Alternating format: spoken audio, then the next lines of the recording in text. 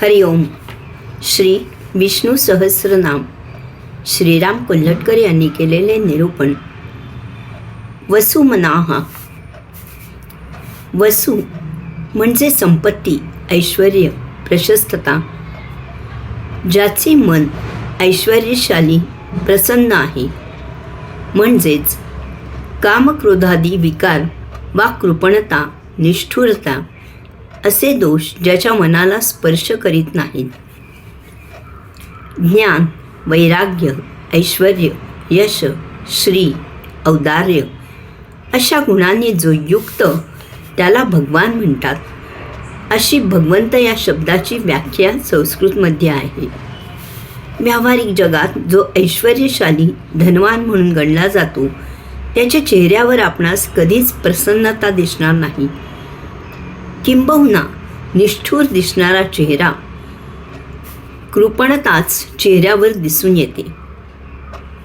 जीवनासाठी चांगले आरोग्यदायी जीवन जगण्या इतपत धनप्राप्ती हा मूळ उद्देश पाठीमागे पडून अहंकार, सत्ता, संपत्तीसाठी म्हणजेच धनासाठी धन हा जीवनोद्देश बनतो. भगवंत प्राप्ती, आत्मोद्धार हे शब्द देखील शब्दकोशातून हद्दपार होतात.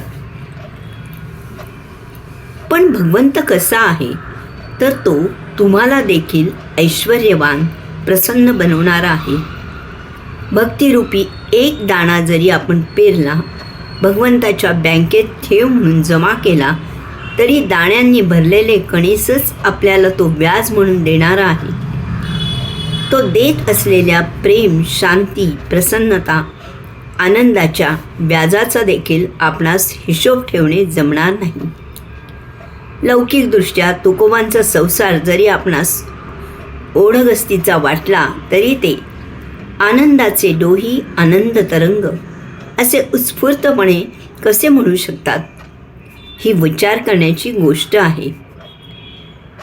समाजाकडून बरीच वर्षे लहान वयात अवहेलना वाट्यास आली तरी भूता परस्परे जडो मैत्र जीवांचे असे ज्ञानदेव कसे म्हणू शकतात, ही देखील विचार करण्याजोगी गोष्ट आहे. ज्याने आनंदाप्रित्यर्थ ही सारी सृष्टी, दृश्य जगत निर्माण केले, त्याला आपणास मनुष्यमात्रास दुःख प्राप्त व्हावे असे वाटेलच कसे. बेळगाव येथील परमपूज्य कलावती देवी देखील म्हणतात की नको प्राण्या राहू सदा तू कष्टी, आनंद भोगाया सारी ही सृष्टी.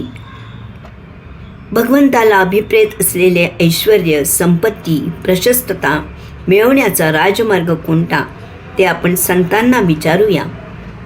त्यांच्या पावलांचा मागोवा घेत हळूहळू का होईना पण पुढे जात राहू. हाच विचार या नामामुळे आपल्या मनात येतो. हे खरे की नाही? हरिओम.